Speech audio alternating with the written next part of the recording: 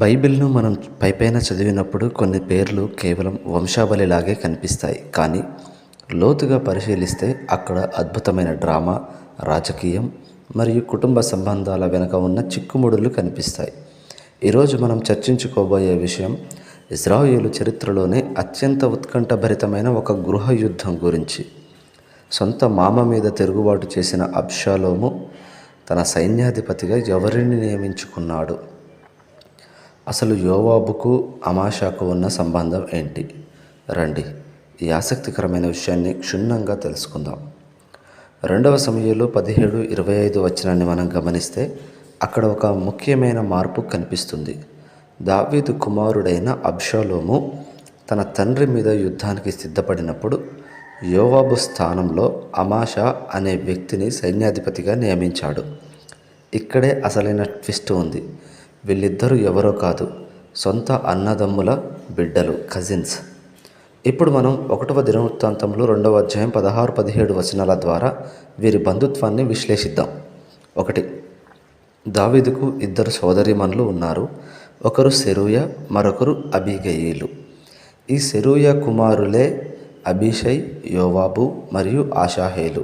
అంటే యోవాబు దావీదుకు మేనల్లుడు. అలాగే 2వ సోదరి అబీగయీలుకు పుట్టినవాడే అమాషా. ఈమె భర్త పేరు ఎతేరు, ఇత్రా. అంటే అర్థం చేసుకోండి, ఒకవైపు దావీదు సైన్యాధిపతి యోవాబు, మరోవైపు అబ్షాలోము పక్షాన నిలబడ్డ అమాషా. వీరిద్దరూ మేనత్తల కొడుకులు, ఒకే కుటుంబానికి చెందినవారు. 2 వేర్వేరు పక్షాల్లో ఉండి యుద్ధం చేయబోతున్నారు. ఎంతటి ఉత్కంఠ కదా! ఇక్కడ ఒక చిన్న చిక్కుముడి ఉంది. 2వ సమూయేలు 17వ అధ్యాయం 25లో అబీగయీలును నాహాషు కుమార్తె అని పిలిచారు. కానీ దినవృత్తాంతములలో ఆమెను దావీదు సోదరిగా పేర్కొన్నారు. దీనిపై బైబిల్ పండితులు 2 రకాల అభిప్రాయాలు చెబుతారు. 1. నాహాషు అనేది దావీదు తండ్రి అయిన యెష్షయికి ఉన్న మరో పేరు అయి ఉండవచ్చు. లేదా అబీగయీలు మరియు సెరూయాలు దావీదుకు సవతి సోదరీమణులు, హాఫ్ సిస్టర్స్ అయి ఉండవచ్చు. కారణం ఏదైనా వీరందరూ ఒకే రక్త సంబంధీకులు అన్నది మాత్రం స్పష్టం. అబ్షాలోము ఎందుకు అమాషాను ఎంచుకున్నాడు? యోవాబు దావీదుకు ఎంత నమ్మకస్తుడో అమాషా కూడా అంతే యుద్ధ ప్రావీణ్యం కలవాడు.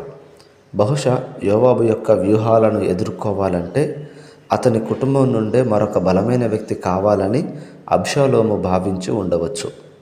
అయితే ఈ చరిత్ర ఇక్కడితో ముగియదు.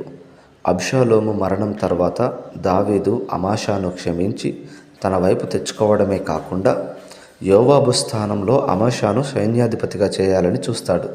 ఇది విన్న యోవాబు ఊరుకుంటాడా? ఈర్ష్యతో, కక్షతో అమాషాను ఎలా హతమార్చాడో మనం 2వ సమూయేలు 20వ అధ్యాయంలో చూస్తాం. రక్త సంబంధం ఉన్నా పదవి కోసం ఒకరినొకరు చంపుకునే స్థాయికి వెళ్ళడం బైబిల్లో మనకి కనిపిస్తుంది.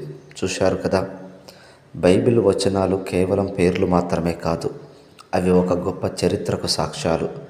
యోవాబు అమాషాల మధ్య జరిగిన ఈ పోరు కేవలం అధికారం కోసమే కాదు, అది ఒక కుటుంబంలోని చీలికకు నిదర్శనం. దేవుని వాక్యం మనకు నేర్పేది ఏమిటంటే ద్వేషం మరియు అసూయ సొంత రక్త సంబంధీకులను కూడా శత్రువులుగా మారుస్తాయి. మీకు ఈ వివరణ ఎలా అనిపించింది? ఇలాంటి మరిన్ని ఆసక్తికరమైన బైబిల్ విషయాల కోసం మన ఛానల్ని సబ్స్క్రైబ్ చేసుకోండి. ఈ వీడియోను మీ స్నేహితులతో షేర్ చేయడం మర్చిపోకండి. దేవుడు మిమ్మల్ని దీవించునుగాక.